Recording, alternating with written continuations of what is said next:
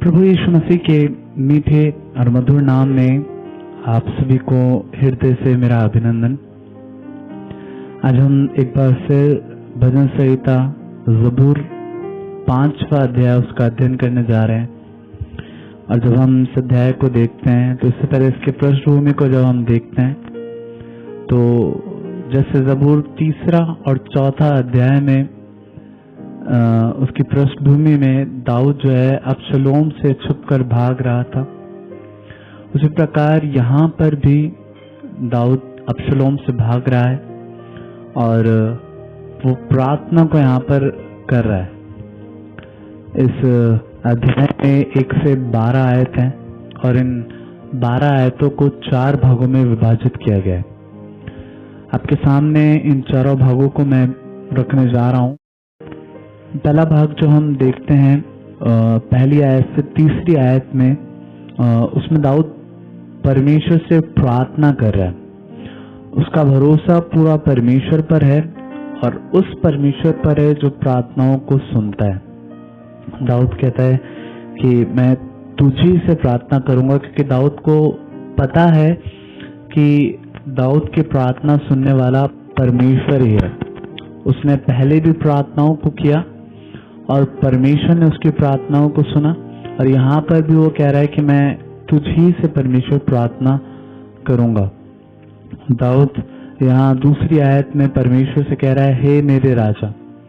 देखिए, दाऊद स्वयं एक राजा है, लेकिन वो इस बात को जानता है कि उसके ऊपर भी एक राजा है और वो राजाओं का राजा परमेश्वर है। जब यहाँ पर हम 3री आयत देखते हैं तो 3री आयत में दाऊद भोर की प्रार्थना के विषय में बात करता है, जहाँ इस प्रकार से लिखा है, हे यहोवा, भोर को मेरी वाणी तुझे सुनाई देगी, मैं भोर को प्रार्थना करके तेरी बाट जाऊंगा। दाऊद यहाँ पर भोर के प्रार्थना के महत्व को समझा रहा है। दाऊद जानता है कि भोर का प्रार्थना कितना महत्वपूर्ण है। आपको बताना चाहता हूँ, भोर में की गई प्रार्थनाएं, भोर में की गई परमेश्वर से वार्तालाप, वो बहुत ही ज्यादा महत्वपूर्ण बन जाती है, क्योंकि परमेश्वर उन पर अपने कानों को लगाता है।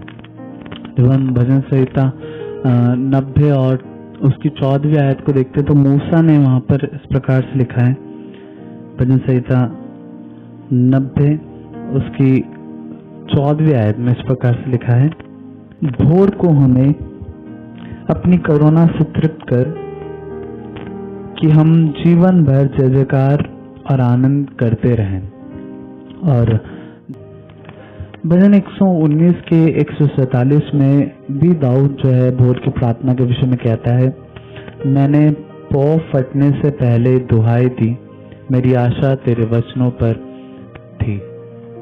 जी हाँ, दाऊद जो है यहाँ पर भोर की प्रार्थना के विषय में जो है यहाँ पर बता रहे हैं पहले भाग में। और जब हम दूसरा भाग यहाँ पर देखते हैं, दूसरा भाग आयत 4 से 6 और आयत 9 से 10 है।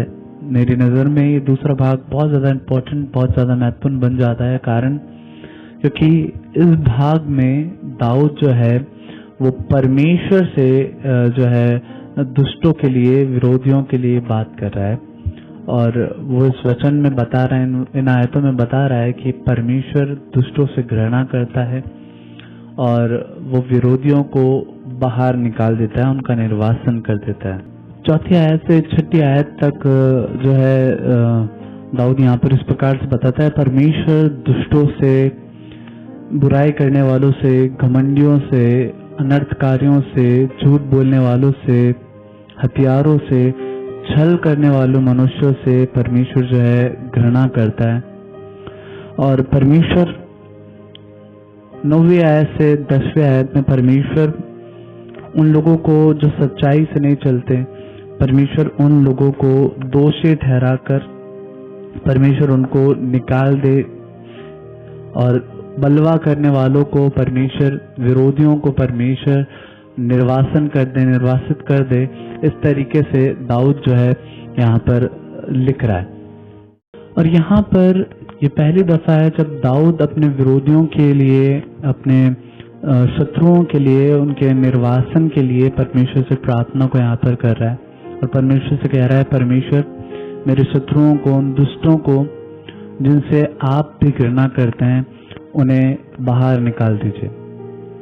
फिर जब हम इस अध्याय के तीसरे भाग को देखते हैं, जो कि 7वीं और 8वीं आयत है, वहां पर दाऊद जो है वो प्रभु के धर्मी मार्ग पर चलने के लिए प्रतिबंध है। वो इस प्रकार से कह रहा है कि परमेश्वर मैं तेरे भवन में आया करूंगा और मैं तेरे धर्म की मार्ग पर चलना चाहता हूं, तू मेरी अगुवाई कर। दाऊद यहाँ पर परमेश्वर से कह रहा है कि मैं तुझी को दंडवत किया करूंगा और मैं तेरी ही उपस्थिति में रहा करूंगा और मैं प्रतिबद्ध हूं कि मैं तेरे धर्मी मार्ग पे चलने का प्रयत्न करता रहूं। और ऐसा करने के लिए दाऊद परमेश्वर से सहायता को मांग रहा है। फिर अंतिम भाग में दाऊद 11वीं और 12वीं आयत में परमेश्वर के उस आनंद का अनुभव कर रहा है जो परमेश्वर की सुरक्षा में उसे प्राप्त होता है। देखिए, जब आप और मैं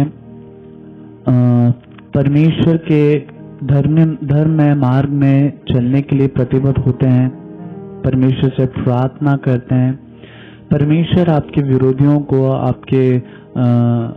आपके शत्रुओं को आपके सामने से बाहर निकालता है और आपके जीवन में वो आनंद को देता है जो आनंद परमेश्वर की रक्षा के द्वारा आपके जीवन में आता है। ऐसी अवस्था में भी जब अबशलोम जो है दाऊद का पीछा कर रहा है, दाऊद अपने आप को सुरक्षित महसूस कर रहा है, क्योंकि दाऊद कह रहा है कि मैं प्रतिबद्ध हूँ परमेश्वर के मार्ग का अनुसरण करने के लिए, मैं प्रतिबद्ध हूँ परमेश्वर के पीछे चलने के लिए। वो कहता है मैं परमेश्वर के करुणा के कारण उसके भवन में जाया करूंगा। वो प्रतिबद्ध है। जब आप और मैं प्रतिबद्ध होते हैं प्रार्थना के लिए, प्रतिबद्ध होते हैं भवन जाने के लिए, प्रतिबद्ध होते हैं परमेश्वर के मार्ग पर चलने के लिए, निश्चित तौर पर परमेश्वर भी आपके और मेरे जीवन में आनंद को देगा। मैं विश्वास करता हूँ परमेश्वर ने इन वचनों के द्वारा आपको आशीष दी होगी। परमेश्वर आप सबको ब्लेस करे।